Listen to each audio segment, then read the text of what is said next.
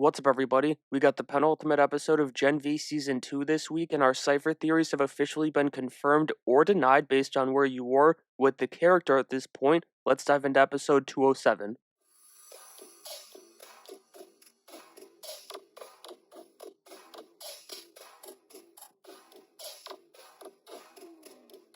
This week's episode got started after Polarity wrecked Cipher and the Guardians met Stan Edgar in last week's episode as Annabeth has a nightmare. Of course, with her power set, that's a vision, not a nightmare, but at the same time, it's like, how much can she, and for that matter, we the audience, trust her visions? Either way, the Guardians are split right now, and as we learned with Andre, that's when shit goes south. I think it's going to be Kate meeting her end in the season finale. There's been multiple signs throughout the season, including the fake out early on, which I guess could kind of throw you off the track a bit, but it's the conversation with Marie in this episode, the I'll do something to prove it to you scene, that's undoubtedly going to lead to her sacrifice. For now, the duo that snuck off head to the Dean's house where they find Polarity. But don't forget that Marie thought his heartbeat was that of a 100-plus-year-old burn victim when they find him. I said I think Kate's cooked in this season. Polarity, I know he's cooked, even after Marie heals him in this scene.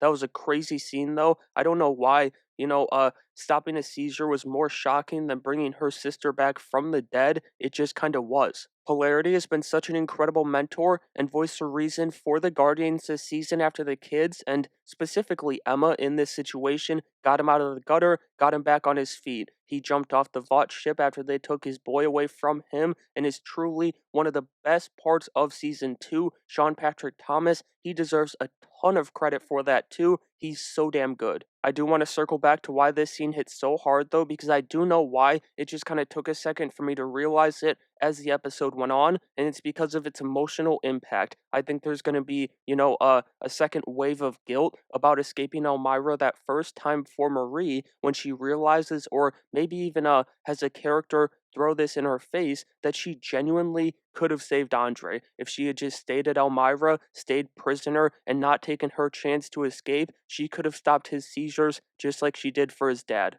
But there's another element to all of that where, well, for one, I don't even know if, unfortunately, if Marie was able to save Andre, if that would have been a net positive, because it probably would have just meant more torture for him at the hands of Cipher, aka Thomas Godolkin. But we also don't know if she's fixing these people permanently. I mean, think about the ramifications as of right now if it's not a forever fix. You'd have Kate malfunctioning, thinking she's good, and that could cost her life. Polarity, he'd be cooked, which is part of why I do kind of think it's a temporary fix. And Godolkin, he would have failed. He probably wouldn't survive. And the same goes for Annabeth. What happens to her? I mean, Marie brought her back from the dead. It all, and unfortunately for the first two, feels like it fits. Anyways, it's safe to say that I didn't gain any faith in Annabeth's ability to control her powers in this week's episode. It seemed like they were kind of going to do the Annabeth seed thing, Guardians change the future beat, but she's wrong about what she sees. Now,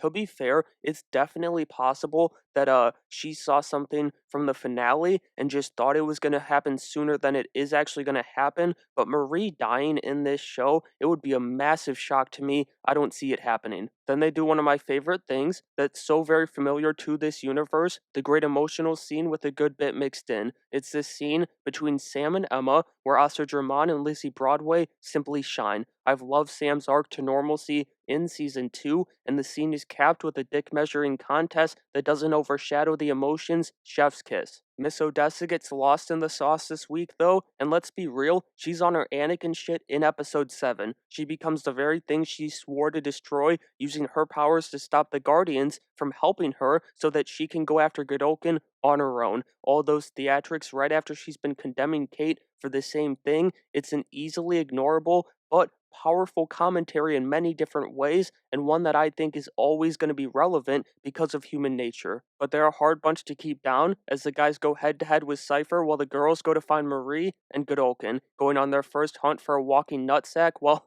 I guess Kate, she's seen him before, but you get the point. I kind of wish we got this fight without cutting away from it, though. It was awesome, and I, of course, understand that we had to cut away for the story and seeing Cypher and Godolkin kind of react at the same time. It was just a great fight. Cypher toying with them one last time. I wanted to just bathe in it. However, none of that matters once Marie heals Thomas Godolkin, and it seemed to take more out of her than bringing Annabeth back from the land of the dead. I mean, this dude came back looking like a 20-year-old with gray hair with his best mad scientist hairdo, and he's witnessed his success. He made a god. It was here that it was made official too. Thomas Godolkin had been controlling Cipher the entire time, and Cipher's real name is Doug. They went to their well again here in reverse this time, starting with the hilarious reveal in the training room with Doug and everything, going to the nerve-shattering realization down below. Hamish Linklater, he did it all this season. Major props to him for just coming into this crazy-ass universe and making it his bitch.